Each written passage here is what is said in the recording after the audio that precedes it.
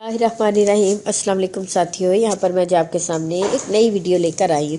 इस वीडियो में बात करेंगे कुछ उन लोगों के मतलब कुछ उन के बारे में जो अपने घर के किसी एक मेंबर के गुस्से की वजह से बहुत ज़्यादा परेशान है और समझ नहीं आती कि गुस्से का क्या इलाज करें या क्या ऐसा अमल किया जाए कि जिससे गुस्सा कम आए या गुस्से की वजह से जो दूसरे लोगों के ऊपर वो दूसरे लोगों के लिए परेशानी का बायस बनता है, घर का माहौल ख़राब होता है।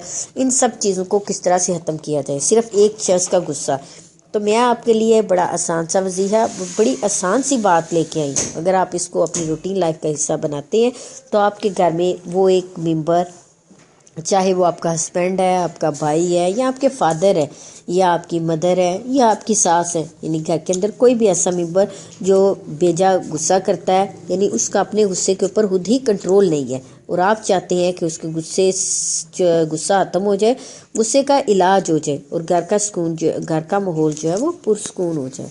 तो इसके लिए बड़ा आसान सा वजीफ़ा है। आपने क्या करना है कि डेली जो है आपने कोशिश करनी है कि 3 दफ़ा स्टार्ट में दुरूद शरीफ और लास्ट में भी दुरूद शरीफ, और दरमियान में जिस बंदे का गुस्सा बहुत ज़्यादा तेज़ और छोटी छोटी बातों पर लड़ाई झगड़े पर उतर आता है, तो उसके लिए आपने दरमियान में क्या करना है, 41 मरतबा आपने सूरत फातिहा पढ़नी है। यानी शुरू में भी 3 दफ़ा दुरूद शरीफ पढ़ना है, फिर 41 दफ़ा सूरत फातिहा, अल्हम्दुलिल्लाहि रब्बिल आलमीन अर्रहमानिर रहीम, ये सारी पढ़नी है।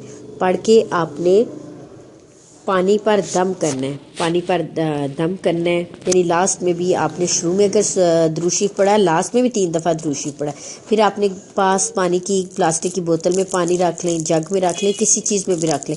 उसके ऊपर आपने 41 डेज़ यानी 41 दिन तक आपने मुसलसल ये अमल करते रहना है और उस पानी के ऊपर फूंक देना है और कोशिश करनी है कि उस बोतल का पानी ख़त्म ना हो। और ये पानी आपने क्या करना है कि उस बंदे को पिलाना है। अगर आपको लगता है कि ये वाला पानी आप उसको नहीं पिला सकते तो आपने क्या करना है कि अगर आप घर में खाना बनाने वाली हैं या आप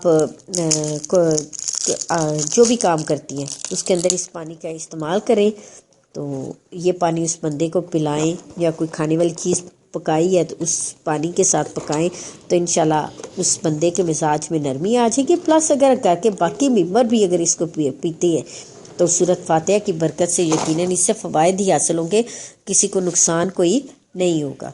तो मेरे इस अमल को ज़रूर ट्राई कीजिएगा और इसके फ़ायदे जो हैं वो आप खुद देखेंगे, क्योंकि अल्लाह ताला की कलाम जो है बेशक बरहक है। मेरी वीडियो अच्छी लगे तो मेरी वीडियो को लाइक करना, मेरे चैनल को सब्सक्राइब करना मत भूलिएगा। शुक्रिया।